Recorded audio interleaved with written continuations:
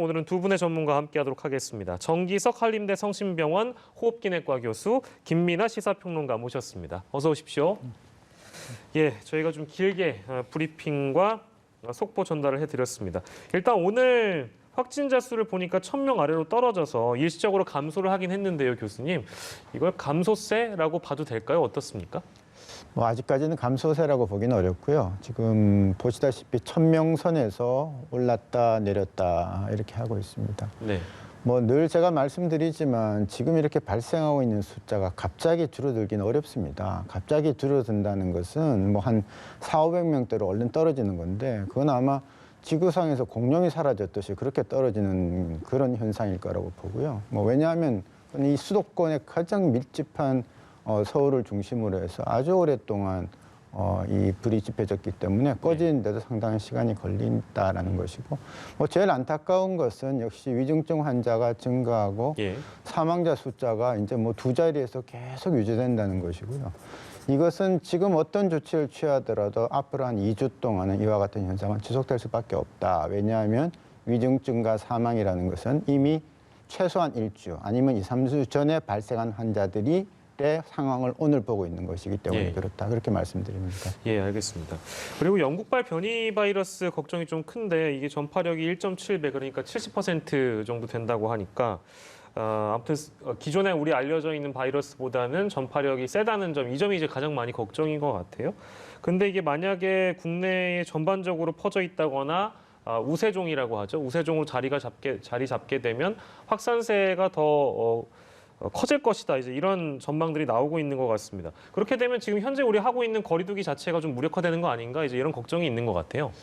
예, 처음에 영국에서 9월부터 시작했을 때는 이렇게 전 세계적으로 퍼져서 이게 대세를 이룰 것 같은 그런 느낌 별로 없었는데요. 지금 우리나라에서도 이제 아직까지 방역권 내에 들어가 있긴 하지만 계속 발견이 되고 있고 그러나 국내에서 정식으로 국내에서 찾아진 환자는 없습니다. 네네. 다행이긴 한데 이게 이제 70%나 빠르다 하지만 실제로 숫자는 감염 재생산 지수를 0.4를 올리는 거거든요. 예. 그러니까 방역 당국이 노력을 해서 지금 1.1까지 내려놨습니다. 그러면 한 명이 1.1명을 감염을 시킨다는 거기 때문에 아직까지도 계속 증가하죠. 근데 이게 0.4가 증가하기 때문에 1.1이 1.5가 되는 거예요. 네네. 그러면 10명이 15명한테 전파를 시키기 때문에 환자가 50%가 증가할 가능성이 있는 거죠. 그러니까 전파력이 센 거하고 환자가 직접 생기는 거하고 또 좀 차이가 나긴 합니다. 그래서 만일 이것이 우리나라에서 알게 모르게 퍼져서 가장 우세한 종으로서 퍼지게 된다면 그건 우리의 방역 당국의 노력을 50%나 깎아먹는 그런 그 결과에 이를 거기 때문에 굉장히 신중하고 아주 치열하게 이 부분은 찾아 나가야 된다고 봅니다. 제가 이제 질문 드린 거 어디까지 이제 상황을 가정해 두고 질문을 드렸습니다만 실제 이렇게 될 가능성이랄까요? 그러니까 변이 바이러스가 우리가 알게 모르게 우리 주변에 이미 들어와 있을 가능성에 대해서 어떻게 좀 판단을 하십니까? 아마 한두 명 정도는 있을 겁니다. 근데 이제 그 변이 바이러스라는 게 거기서 잘 갇혀서 없어지면 끝나는 거거든요. 자기 혼자 당기는 게 아니니까. 그래서 우리가 거리두기를 잘하고 치료를 잘하고 격리를 잘하고 하면 변이 바이러스가 몇 개 들어왔더라도 그 안에서 끝나버립니다. 이제 그런 부분을 소홀히 하게 되고 역학을 열심히 안 하고 검사를 덜 하게 되면은 하나씩 둘씩 퍼지게 되고 100명 중에 1명이 생기던 것이 2명이 생기고 이렇게 하면 늘어나는 것이거든요. 그래서 아직까지 우리는 굉장히 열심히 그 추적을 하고 검사를 해서 찾아내고 하는 것을 계속 하고 있기 때문에 저는 이미 우리가 미리 안 이상은 최대한 막을 수 있을 것이다. 그러나 그것을 몇 달을 막을 수 있는지는 모르겠다. 언젠가는 대처될 수도 있겠다라는 그런 우려가 있습니다. 예, 알겠습니다. 자, 그리고 동부구치소 상황 오늘 이제 법무부 차관이 오전에 이제 발표한 내용을 좀 보면 2주간 모든 교정 시설에 대해서 거리두기 3단계로 격상한다고 했거든요. 어쨌든 과밀 수용돼 있는 것을 좀 분산시켜야 되고 지금 확진자도 다량으로 다수가 나오고 있기 때문에 이제 그런 부분을 감안한 조치인 것으로 사료가 됩니다. 근데 어쩔 수 없이 집단 생활을 해야 되기 때문에 이게 실효성이 있겠는가 이제 이런 의구심이 들긴 하는데요. 어떻게 좀 보고 계십니까? 사실 현실성은 떨어지지만 한 방에 지금 이제 수용된 인력이 8명 또 10명 이렇게 하지 않습니까? 그분들이 그 방에서 24시간 그대로 계시면 괜찮아요. 예, 그러면 어느 정도 정리가 될 겁니다. 예.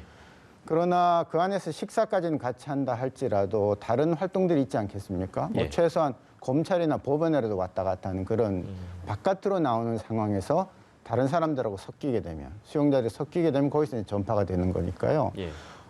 참 어려운 사정인데 다행히 지금 질병청에서 아주 특수대를 만들어 가지고 거기 들어가서 좀 이렇게 여러 가지를 봐주고 하는 그런 역할을 가진 분들을 좀 파견을 했다고 들었습니다. 그래서 조금 더 방역 원칙에 맞게 좀 더 전문가들이 들어가서 정말 실력 있는 사람들을 뽑았다 하니까 기대를 해볼 만합니다. 네, 알겠습니다.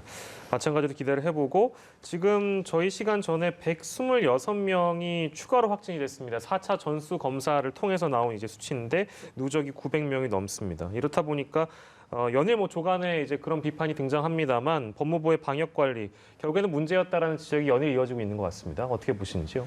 그렇습니다. 이제 계속 말씀드리지만 이 동부구치소 문제는 사실 동부구치소라는 시설에 기본적으로 이제 특성이 있는 것이죠. 굉장히 밀집되어 있는 곳이고 그다음에 이제 뭐 아파트형 뭐 이렇게 구치소 이런 형태로 이루어져 있고 모든 활동이 실내에서 이루어지고 있기 때문에 사실 그 전부터 만약에 최대한 이제 이 감염이 이루어질 수 없는 그런 구조를 만들어서 막았다라고 한다면 문제가 없겠지만 뚫린다라고 했을 때는 여기서 크게 문제가 될 수 있는 소지를 처음부터 안고 있었던 것이거든요. 그럼 그런 시설이라고 한다면 최대한 바이러스가 들어오는 것을 뭐 확진자가 들어오는 것을 막아본다 이런 이제 대책도 필요한 것이지만 만약에 뚫렸을 때는 어떻게 할 것인가 여기에 대한 여러 가지 조치들이 준비가 돼 있고 실제로 그런 일이 일어났을 때 그런 방향으로 이제 좀 이행을 하는 것들이 있었어야 되는데 지금 그동안에 이루어졌던 것들을 보면 초동 대처도 미흡했고 그리고 무증상자 감염이 이렇게 좀 퍼질 것이라고 전혀 예상하지 못한 듯한 그런 이제 대처를 했고 마스크 지급이라든가 이런 것도 제대로 되지 않았고 또 증상이 있는 사람에게 감기약을 지급했다 뭐 이런 부분도 있는 거 아니겠습니까?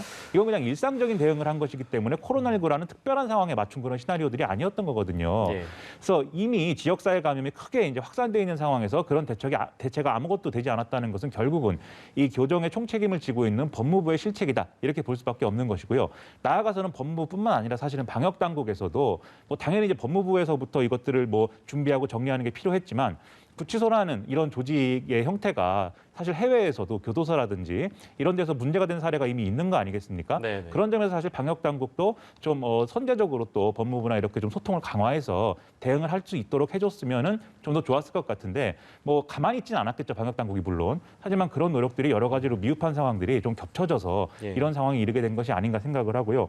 뭐 다행이라고 해야 될지 뭐 아무튼 뒤늦은 사과를 지금 법무부 차관이 하긴 했습니다. 왜냐하면 장관은 뭐 사의를 밝힌 상황이고 지금 후임자가 결정된 상황이기 때문에 전면에서 이제 사과를 하기는 뭐 어려운 상황인 것 같은데 그럼에도 불구하고 장관이 좀 미리 이런 상황들에 대해서 이미 집단 감염이 발생을 했을 때 사과를 좀 하는 이런 조치들이 있었더라면 좀 더 법무부의 관료들도 좀 경각심을 가지고 대처하지 않았을까 이런 아쉬움도 있고요. 여러모로 총체적인 좀 아쉬움이 남는 그런 이제 사례라고 볼 수가 있겠습니다. 네, 평론가님 말씀처럼 이제 그런 비판들이 그동안 꾸준히 나왔고 오늘 법무부 차관의 송구하다는 사과가 있었습니다. 이제 어떻게 이 사태가 봉합이 되는지 좀 기대를 해보도록 하고요.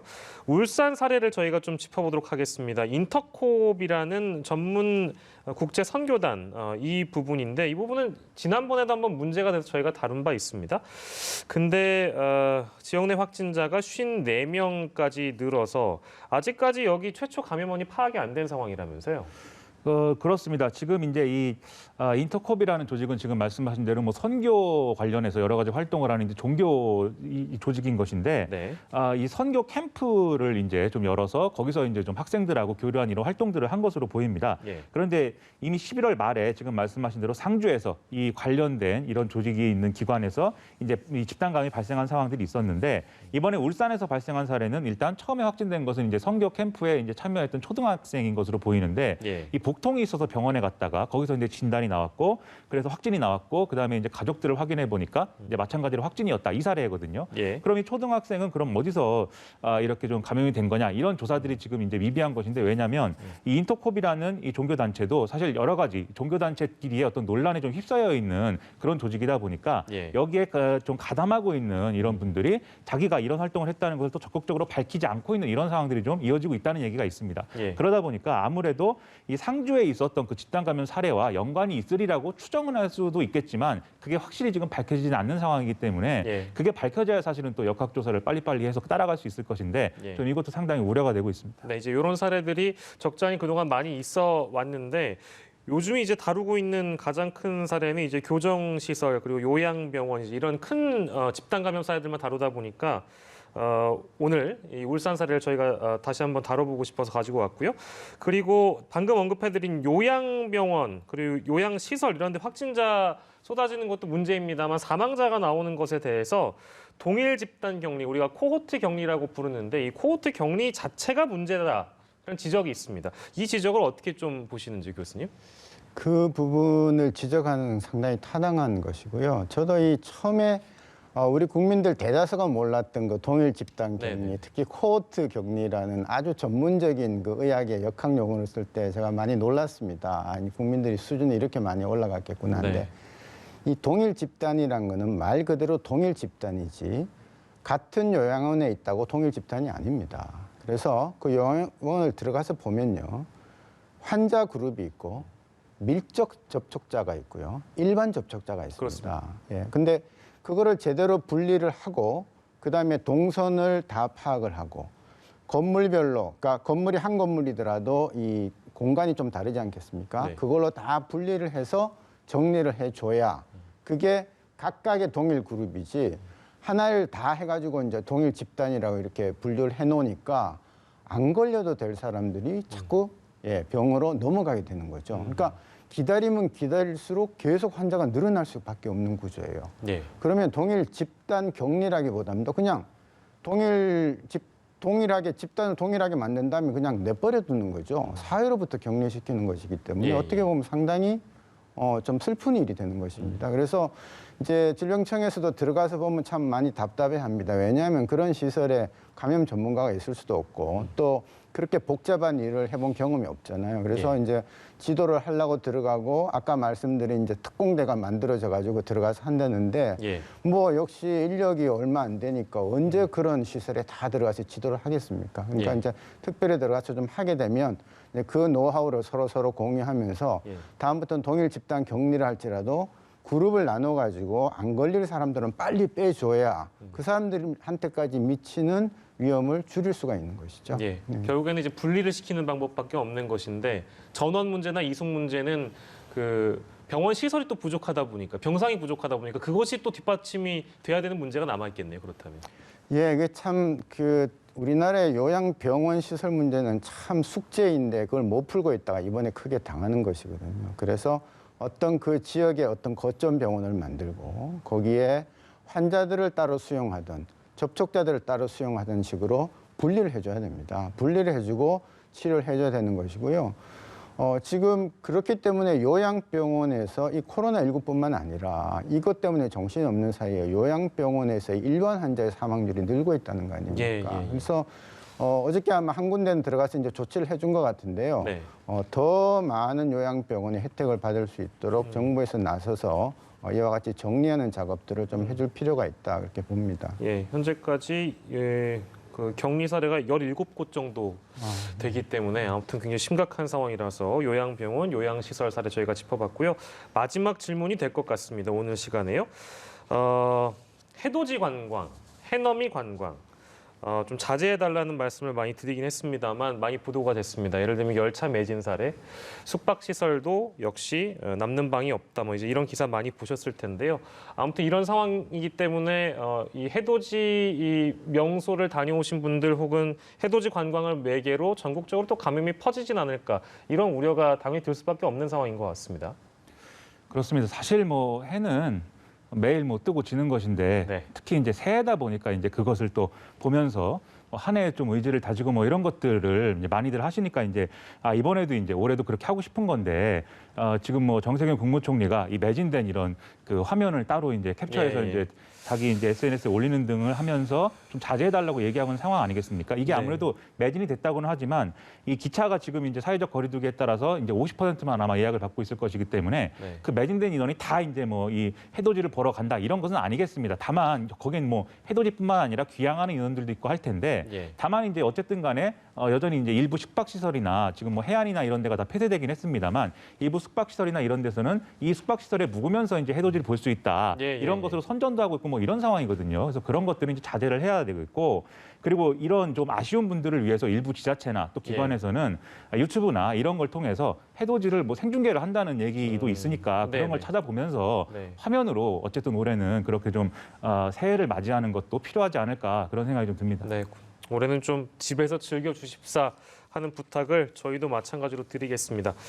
예, 오늘 두 분의 전문가와 코로나19 상황 저희가 짚어봤고요. 한 해 동안 참 고생이 많으셨다는 말씀 더불어 드리고 싶습니다. 두 분 다 새해 복 많이 받으시길 바라겠고 오늘 시간 여기서 마치도록 하겠습니다. 고맙습니다.